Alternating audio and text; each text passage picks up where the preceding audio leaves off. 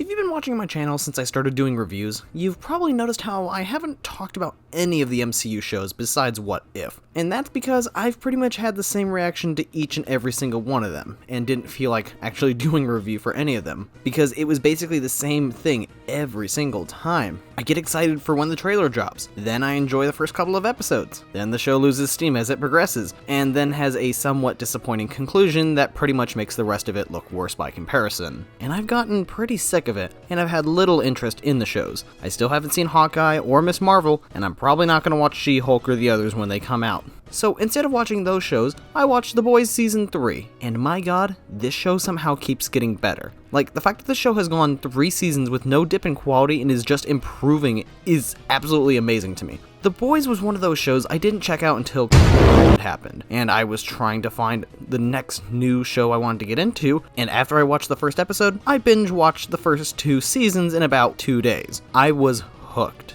So I waited, hoping after the 2-year hiatus, the 3rd season of the show would still be able to keep up the energy and insanity it had. And the first 10 minutes of episode 1 clearly showed that it had that, and in the process permanently damaged my corneas.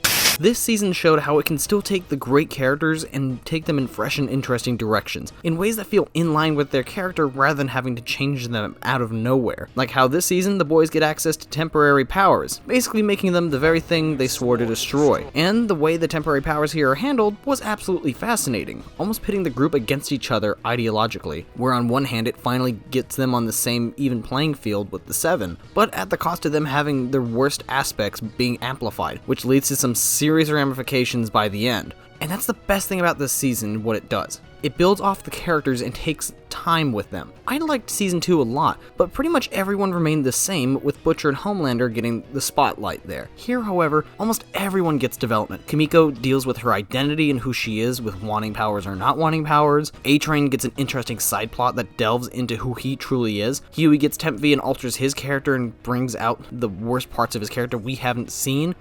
Basically having to deal with his family and Soldier Boy coming back. It was so sad to see, and I wanted to see even more of it. But of course, the standouts here, like in the previous seasons, are clearly Homelander and Butcher. Seeing Homelander's spiral into madness here was so stressful, making you wonder when he was gonna finally snap. It felt like a timer was going off in the corner, counting down to each moment where he would almost lose it, and then would reset for the next. It absolutely had me on edge the whole time. Butcher as well was great, and seeing him fall from actually getting his act together in the beginning and not killing people and having a good connection with Ryan was really sad to see. Because as soon as Maeve gave him that Temp V, he knew it would finally give him an edge to be on par with Supes, and he'd go right back to that cycle of violence, leading him to push people away and cause most of the problems the group has to deal with this season, on top of the ramifications in the end. Everything here was absolutely great. I loved it all. Though, with this praise that I have for the season and absolutely loving it, it isn't entirely perfect. There are still a few nagging issues here and there that take away from it just a tiny little bit. Firstly, the side plot involving Frenchie and his previous lover/employer Nina helped a bit for his character, but felt a little too disconnected from the rest of the plot, taking away time from other situations we'd rather see, especially since most of the time spent on it is during the Herogasm episode, which was the best episode of this season and maybe even the whole show. So every time it cut to Frenchie and Nina, I was wanting it to go back to the more interesting stuff. It was a little too dragged out and it was left inconclusive, so we may or may not see Nina again, making me care less about this plot. A-Train's story about him trying to stay in the spotlight using movements that he himself doesn't care for was great. It helped delve more into the shallowness of his character, mocking real companies doing the same thing as well, which is always great to see, but this really doesn't do anything at first. It pretty much reiterates the same point with him trying to stay in the spotlight until the 5th episode, where there it starts to actually take effect, where everything he's been doing up to this point finally has personal consequences for what he's done. Though this only gave him a limited window of 4 episodes in total to actually do something with him, one of which